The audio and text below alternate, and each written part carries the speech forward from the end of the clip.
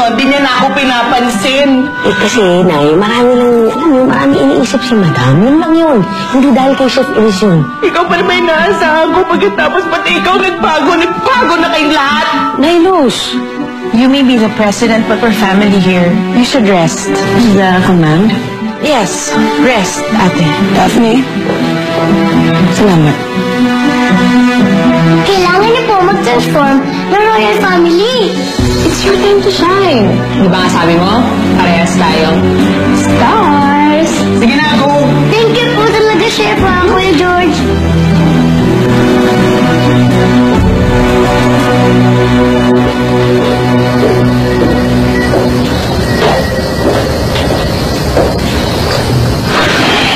Thank you. Daphne, what are you doing here? I thought you were on leave from socials today. Lunch with friends got cancelled. Buti na lang din. Why? Ate Leona almost passed out a while ago. Sabi ng staff niya ilang araw na daw walang tulog. Mama, imagine kung ngayon pa siya magkasakit. As it is, all eyes are on us with this OFW issue. Leona almost passed out? Asan yung mga nagbabantay sa kanya? Anong ginagawa nila? I thought this is preposterous. Wala. Wherever they weren't doing their job.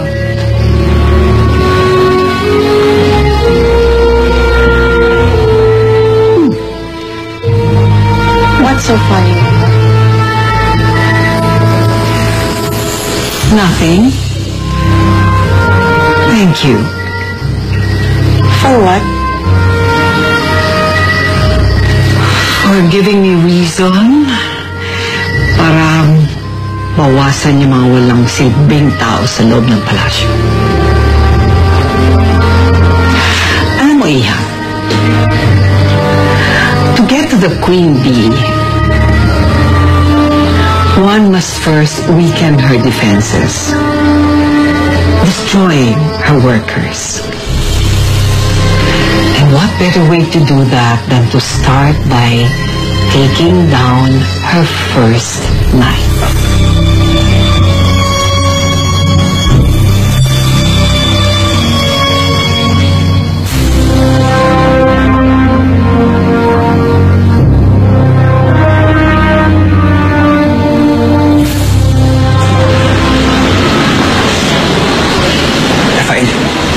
Saan mo din si Gwen? Wala akong alam sa pinagsasabi mo. Let's go. Saan? Alam ko! Hindi ako ang tumukas sa kanya. At hindi ko alam kung nasan siya. Rafael, huwag mo kong lokohin. Alam ko na may kinalamak sa pagkawala niya. Kapag may nangyaring masama kay Gwen, babalik sa ito. Papatayin kita. Subukan mo.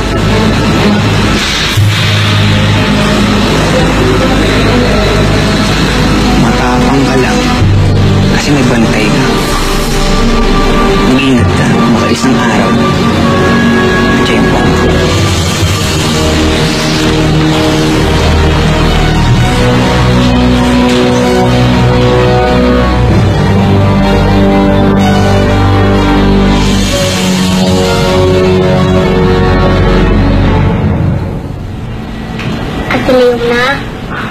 Leona.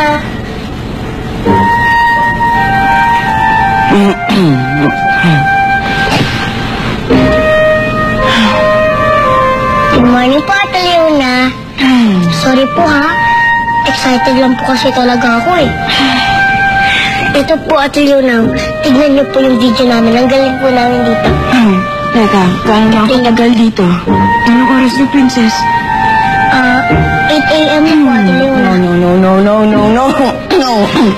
Princess, mamaya na, ha? Kasi may trabaho pa si ate. Doon ka muna sa kwarto mo.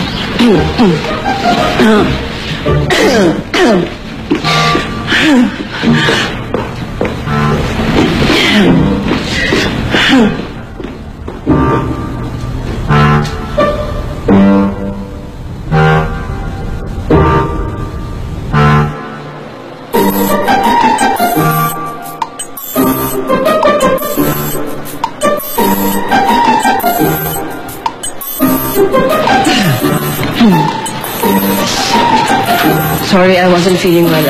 Portia, give me an update. Ay, handa na lahat ng defenses ninyo. Madam, Oh. Why the long faces? Ano nangyari? I think you should see this. The Thai government and the people of Thailand and I, their Prime Minister, uphold the rule of law. Our condition against heinous crime, especially against children.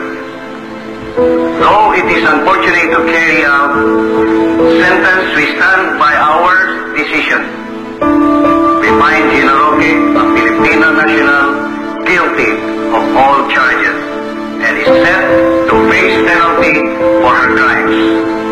Gina Roque shall be executed in 12 hours' time.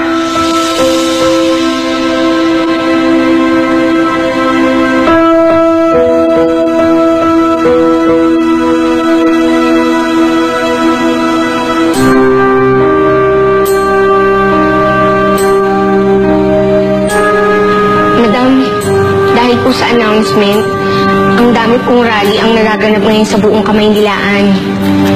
They are demanding for you to stop the execution. Pero wala pong permit ang mga ito, so pwede po natin pa-dissolve sa mga kapulisan.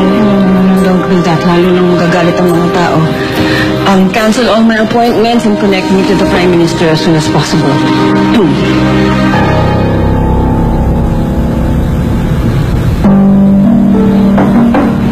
Pasok.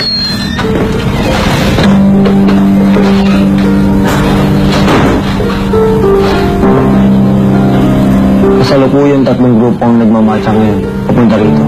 Kailangan i-alert nyo ang teams nyo. Provide. Yes, sir. Peaceful demonstration ng mga ito. Sir, nagre-request ang mga tao na makausap ang presidente.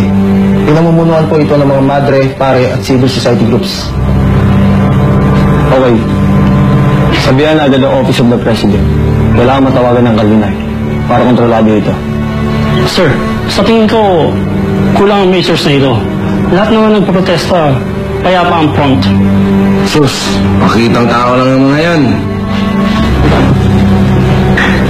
Medyo, ayos mo ang tono ng pananalita mo. May punto siya, Carlen. Wala tayong kasiguraduhan na hindi sila magiging violente. Dapat unahan natin ang mga yan eh. Medyo Rosca, anong nangyayari sa'yo? Hindi tayo pwede magpakita ng karahasan dito. Konting kibot lang natin ay pwedeng mag-backfire sa Pangulo. Ang kailangan natin dito ay strategy. Di init ng ulo. Tawagan ng PNP para bantayan ng rally. Duwag ka, Colonel. Duwag. Nakainom ka habang nasa duty? Medyo Rosca, magmula ngayon, suspendido ka. Ano? Ika lang, sir. Diba siya to?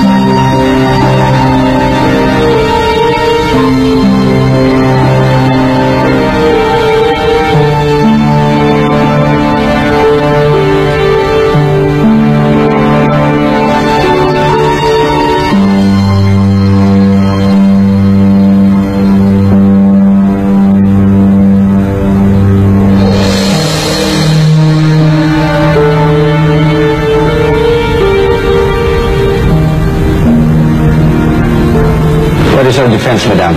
The verdict's been made. That I'm still trying to figure out. Basta importante ngayon, makausap natin ng Prime Minister. At kailangan kumbinsihin nating baliktarin ng desisyon kahit sa anong paraan.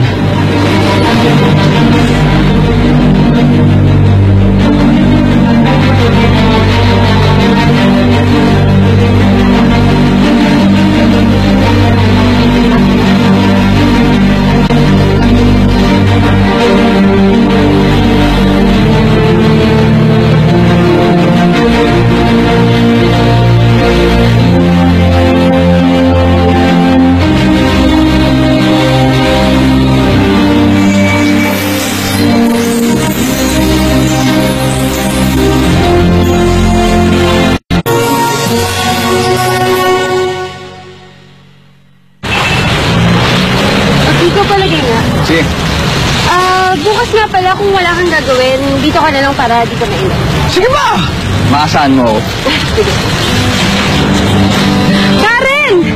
Anong ganap? Sino to? Nag-expand na ba business mo? Tara, sige ko nga pala. Pamangkin ko yung Salman. Galang hapon. Hi. Hello. Teka, bakit parang aga naman ata mag-sara ng tindahan mo? May lakad ka ba? Or may date? May date ka na? Anong date? Walang date, hindi, no? Mabilis lang naubos yung mga palinda ko. Oo, ubos naman pala eh. Eh bakit ang nega mo? Dahil nga wala kang date? Alam mo, Tara, hindi yan importante sa akin, okay? Isa pa, ayoko mag-abala o mang-abala pa ng iba. Hindi ko na iniisip yung mga ganon. Matutulog na lang ako, magigising. Hindi ko na iniisip. So ganon. Hindi mo na iniisip yung mga ganyan. Alam mo, pwede namang magselos. Maapektuhan. Okay lang ding. Kiligin! Ay, naku, Tara, kung ano nang pinagsasabi mo, tumigil ka nga dyan. Uy, affected! Easy ka lang, friend. Sige to, kung nagpipigil, lalong nanggigigil. Ay, naku, ano sa sa'yo? Eh, tulungan ko na nga kayo dito. Tulungan mo na lang nga ako. Oh, ito, nakapag siya.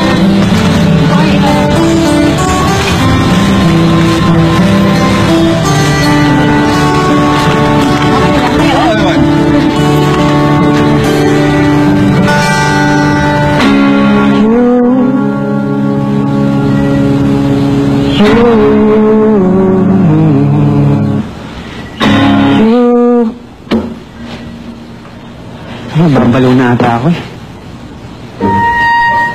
Stop it, Joaquin. She doesn't care. So I shouldn't care too. Wake up and focus, man. Wake up, right? You need to focus. You need to focus.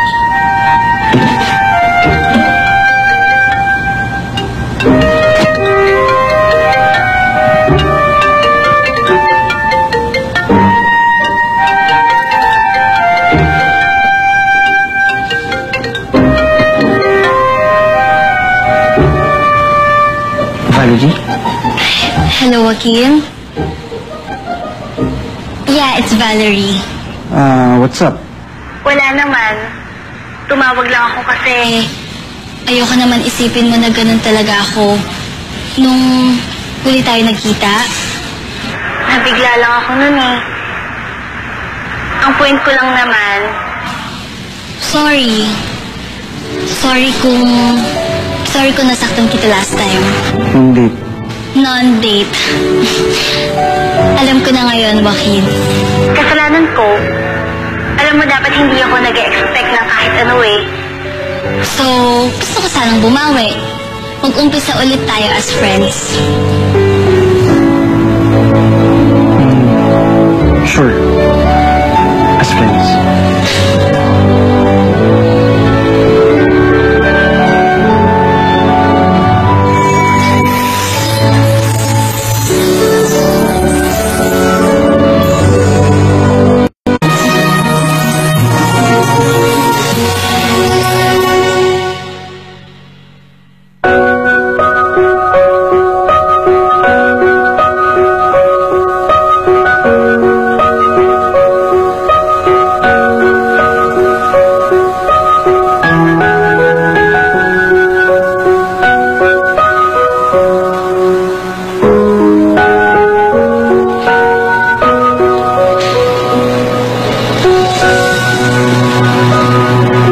Chef Feliz, parang ang dami niyo pong niluluto ah. Mukhang busy-busy kayo. Kasi kanina, nakita ko, aligaga ang mga tao sa palasyo. Mukhang pagod na pagod silang lahat. Ah, kaya pinagluluto niyo po sila.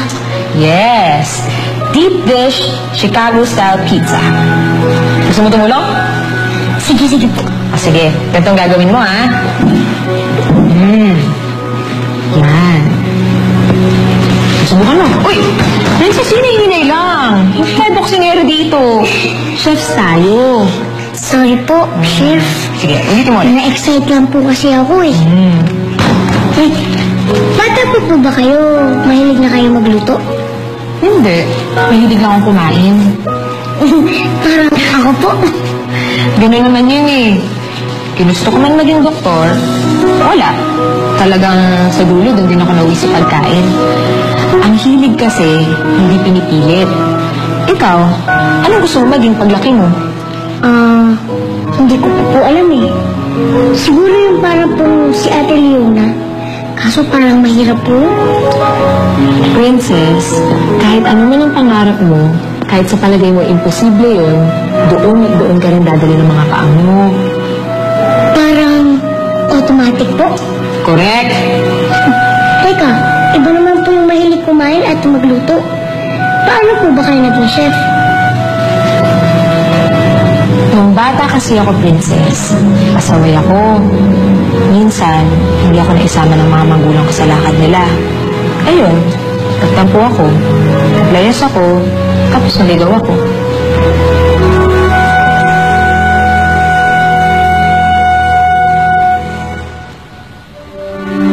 Ilang araw akong pag-alagala sa kalsada. Wala akong mapuntahan. Walang tumutulong. Kaya may mga ginawa akong hindi masyadong maganda.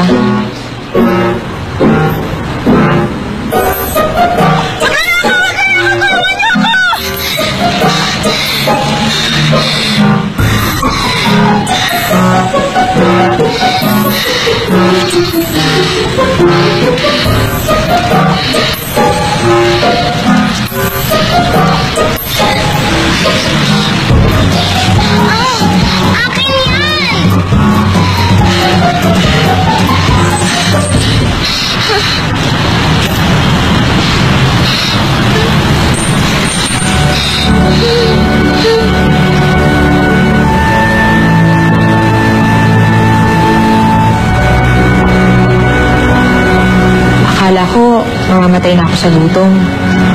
Pero may isang babae na napakabait. Tinulungan niya ako. Siya ang naging angel ko.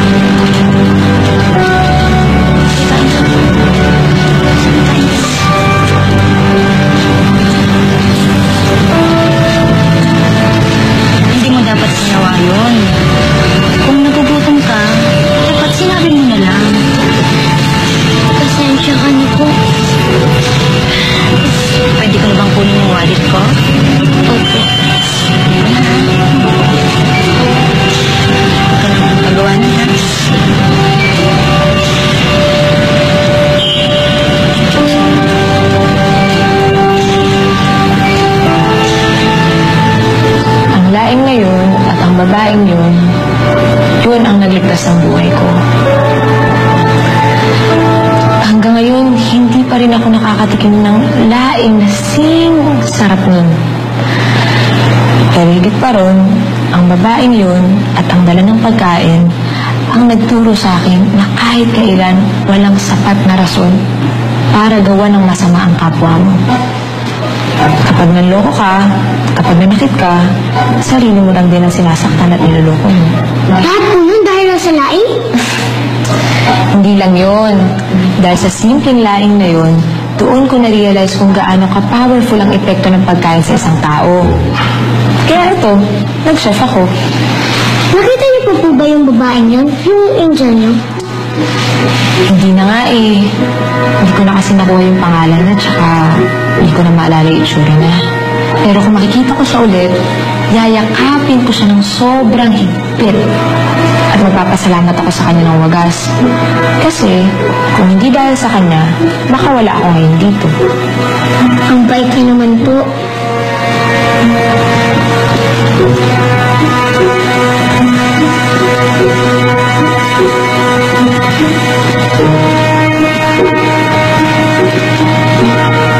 Princess? Halika na.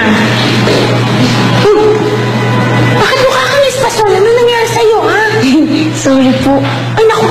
Halika na. Maligo ka na. Baka mamaya mahuli ka sa eskwela. Halika na. Princess, salamat sa oras mo at saka sa tulong mo. You're welcome po.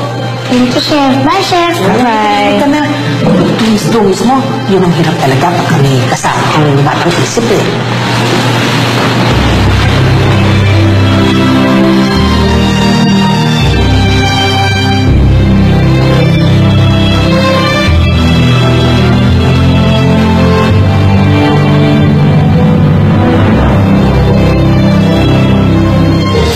Nasa video call na po si Prime Minister Ramon Pricha.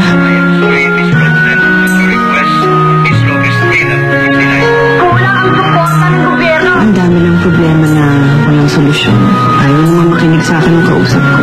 Eh di sabihin niyo po, wait lang, walang unahan, kausapin niyo po ng may puso. Hanapin mo si Gwen. This assignment is top secret. Walang dapat makaalam. Mas lalalas yung mama. It's really about time you got your hands dirty as well. Ikaw na ang tumapos. I still have a lot of vermin to eliminate. It's an honor to have our very own principal. We have a special number for you. How could you do this? Ito po ang totoo. Hindi po royal family ang kasama ko.